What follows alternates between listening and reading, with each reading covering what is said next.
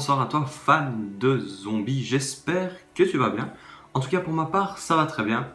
Alors vous l'aurez compris, vu que c'est mis dans le titre, donc je suppose que vous n'êtes pas bête. Aujourd'hui on va parler de Black Ops 4 Zombies. À l'approche de Black Ops 4, il reste environ un mois à attendre pour ce Black Ops 4, ce jeu très attendu. Courage. Eh bien, on va parler de théories sur l'histoire du zombie aujourd'hui, les amis. Alors, comme c'est dit, ce sont des théories, c'est-à-dire qu'il ne faut pas prendre ça au sérieux. D'ailleurs, la première théorie dont je vais vous parler, il y a 90% de chances qu'elle soit fausse, parce que ça a été, entre guillemets, un petit peu démenti par Blundell lui-même. Donc, ne me prenez pas vraiment au sérieux dans cette vidéo, à part peut-être pour les deux dernières théories qui, franchement, sont plausibles à mes yeux. Bien les amis, on peut commencer. On commence directement avec la première théorie. Alors mes amis, pour cette première théorie, nous allons parler de Maxis. Oui. Alors, plus en particulier de la nouvelle trame qui s'appelle Chaos, si je ne dis pas de bêtises. La trame de Richthofen, etc. s'appelait l'Ether. Alors cette fois-ci, on va parler de la nouvelle trame Chaos avec les nouveaux personnages, donc Scarlett, Bruno, Stanton et Diego.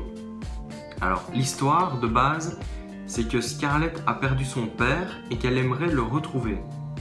Mais en fait, avec l'apparition du premier comics, on voit l'aspect du père de Scarlett et moi, il me fait énormément penser à Maxis. Alors j'en étais arrivé à la conclusion que peut-être Maxis avait travaillé, oui. Alors j'en étais arrivé à la conclusion que peut-être Maxis avait voyagé à travers l'espace et le temps et s'était retrouvé dans l'univers, on va l'appeler l'univers 2, l'univers de Scarlett, etc. On va l'appeler l'univers 2 et l'univers de Richthofen, Maxis, etc. On va l'appeler l'univers 1. Moi j'en étais arrivé à la conclusion que peut-être Maxis avait voyagé à travers l'espace et le temps pour se retrouver dans l'univers de Scarlett et celle-ci n'étant pas encore née, il avait rencontré une femme et il était tombé amoureux et ils avaient donné naissance à Scarlett. J'en étais arrivé donc à la conclusion que Maxis serait potentiellement le père de Scarlett et donc que Samantha aurait une sœur qu'elle ne connaît pas dans un autre univers. Je trouve que c'était vraiment une très belle théorie. Mais avec la sortie du premier comics et la lecture du premier comics, on apprend que ce personnage s'appelle Alistair. Est-ce que Maxis se ferait passer pour quelqu'un d'autre avec un autre nom, etc. Ou alors, est-ce que ce personnage est vraiment Alistair et est-ce que les deux trames, donc l'Ether et Chaos, n'ont-elles absolument aucun lien?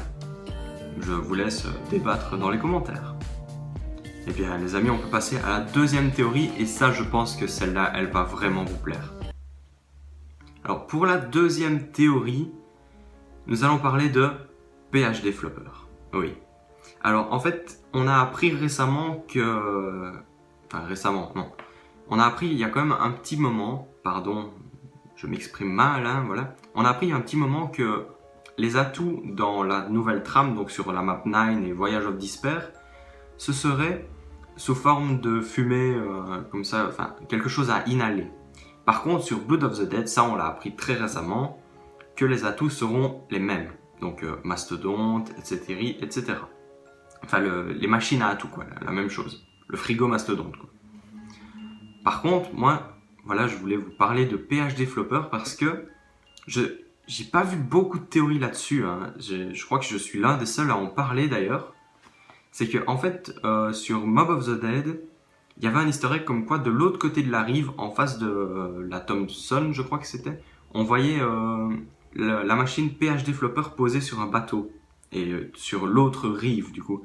Par contre, dans le trailer de Blood of the Dead, et sur Blood of the Dead généralement, on nous a dit que la map serait 30% plus grande, je crois, quelque chose comme ça.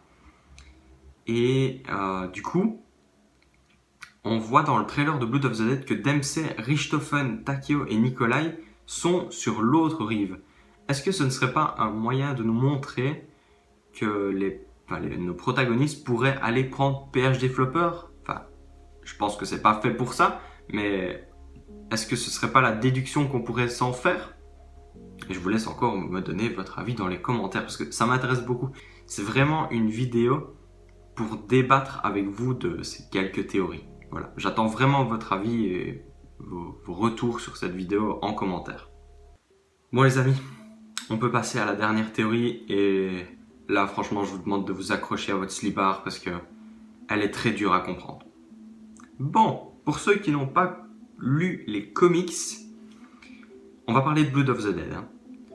Dans Mob of the Dead,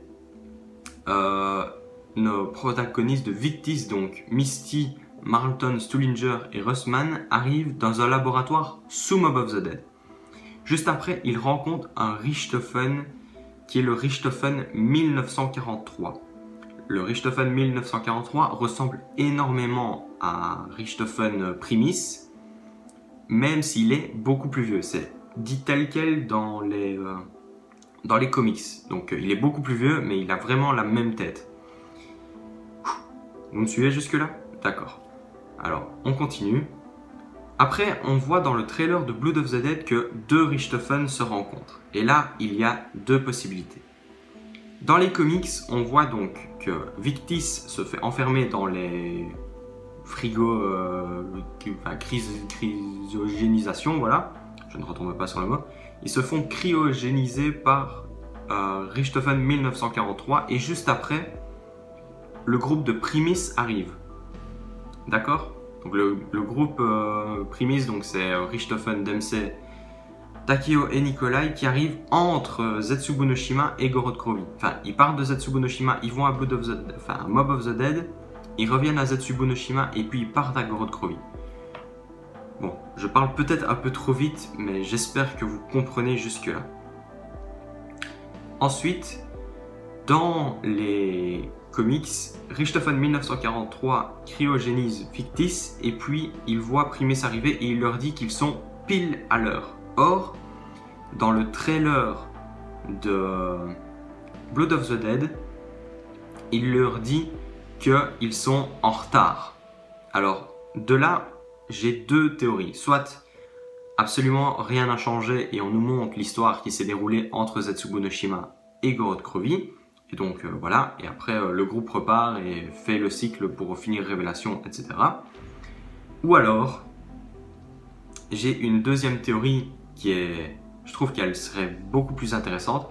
Le Richthofen qui cryogénise Victis, donc qui est déjà sur place, est le Richthofen qui a terminé Révélation et qui prend lui à son tour la place du Richthofen 1943 et l'autre groupe qui arrive donc Richthofen, Dempsey, Nikolai et Takeo est le groupe suivant, du cycle suivant, donc qui termine Révélation mais la fois juste après notre groupe Primis.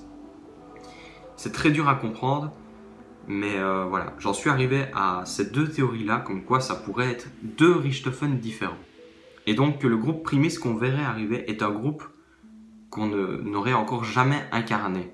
Enfin, c'est le même groupe, mais d'un autre cycle, d'une autre époque. Voilà.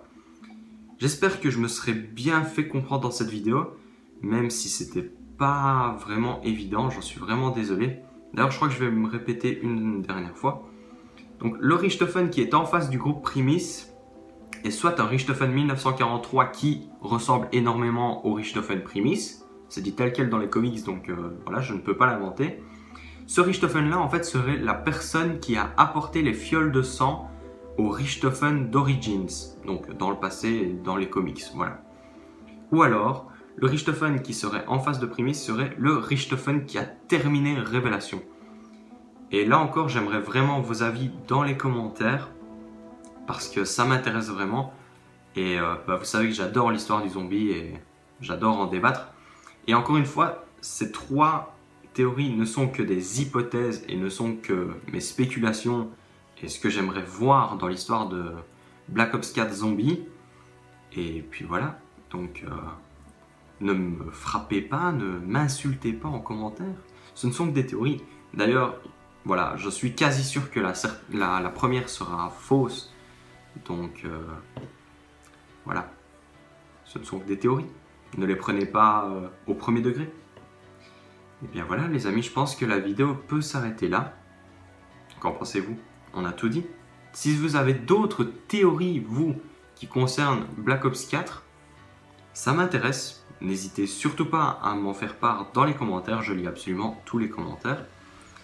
Et ben voilà. Je vous dis à très vite pour du zombie et peace.